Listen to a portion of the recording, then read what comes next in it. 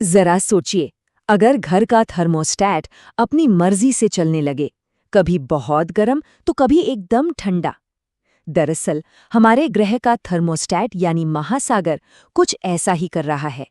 वो सिर्फ तापमान को कंट्रोल नहीं करता, बल्कि वो एक बेचैन, हमेशा बदलती रहने वाली ताकत है, जिसके रहस्यों की तह तक आज हम जाएंगे। तो चलिए इस रहस्य की पहली परत हटाते हैं।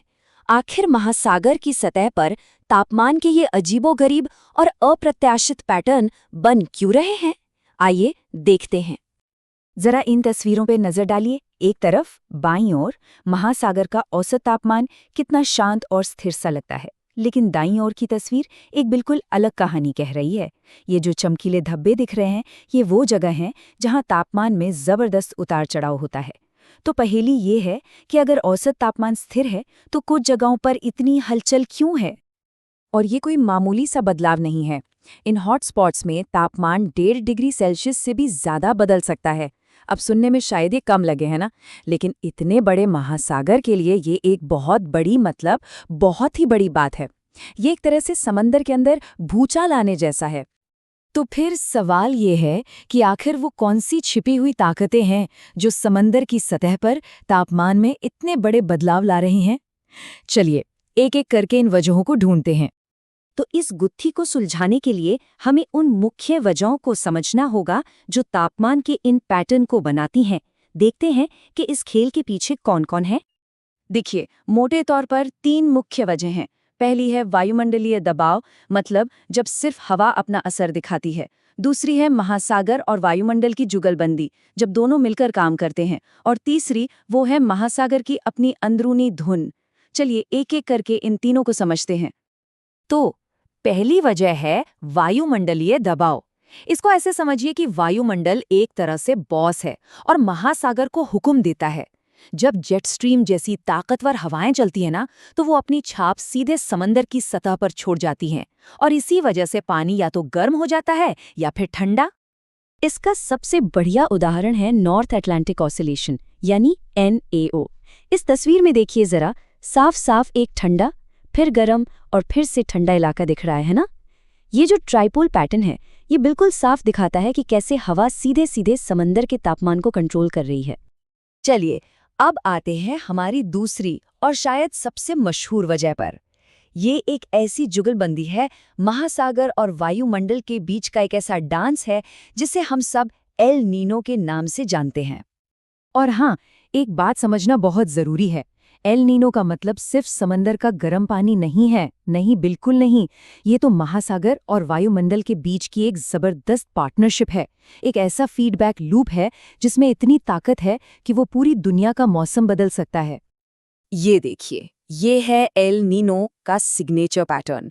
भूमध्य रेखा के पास जो ये गर्म पानी का इतना बड़ा इलाका दिख रहा है ना, ये इतना असरदार है कि दुनिया भर में समंदर के तापमान में जो भी गैर मौसमी बदलाव होते हैं, उनमें से लगभग 19% के लिए अकेला यही जिम्मेदार है। सच में ये ग्लोबल सुपर पावर है।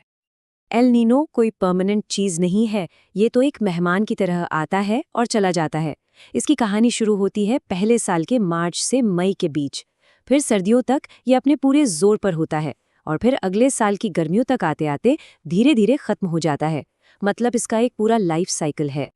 तो सवाल उठता है कि इस एल नीनो को चलाता कौन है? इसका इंजन क्या है? इसे कहते हैं बर्कनेस फीडबैक। ये एक ऐसा साइकिल है जिसे तोड़ना बहुत मुश्किल है। होता क्या है कि हवाएं कमजोर पड़ती हैं तो समंदर गर्म हो जाता है, और जब समंदर गर्म होता है तो वो हवाओं को और भी कमजोर कर देता है। बस ये चक्कर चलता रहता है और खुद ब खुद और ताकतवर होता जाता है। ठीक है, मान लिया कि ये सब प्रशांत महासागर में हो रहा है, पर सवाल ये है कि इसका असर दुनिया के दूसरे कोनों पर हजारों मील दूर क्यों पड़ता है? असल में ये एक ग्लोबल डोमिनो इफेक्ट की तरह काम करता है। ये कोट इस बात को बहुत अच्छे से समझाता है। वायुमंडल एक पुल की तरह है जो भूमध्य रेखीय प्रशांत से लेकर दुनिया के बाकी महासागरों तक फैला है, और यही पुल है जो एल नीनो के असर को पूरी दुनिया में फैला देता है। साइंटिस्ट इसे टेलीकनेक्शंस कहते हैं। इसको ऐसे समझिए, एल नीनो की वजह से ट्रॉपिकल इलाकों में बारिश का पूरा पैटर्न बदल जाता है। इस बदलाव से हवा में कुछ अदृश्य लहरें पैदा होती हैं, बिल्कुल वैसी ही जैसे शांत पानी में पत्थर फेंकने पर लहरें बनती हैं। और ये लहरें हजारों मील का सफर तय करके दूर दराज के मौसम पर भी असर डालती हैं। और इसका असर वो तो हर जगह दिखता है, चाहे वो नॉर्थ पैसिफिक में तूफानों का रास्ता बदलना हो, या नॉर्थ अटलांटिक के मौसम पर असर डालना हो, या फिर दक्षिणी गोलार्ध में कहीं सूखा पड़वाना हो तो कहीं बाढ़ लानी हो। एल नीनो की पहुंच हर जगह है। ये सच में एक ग्लोबल फिनोमिनन है।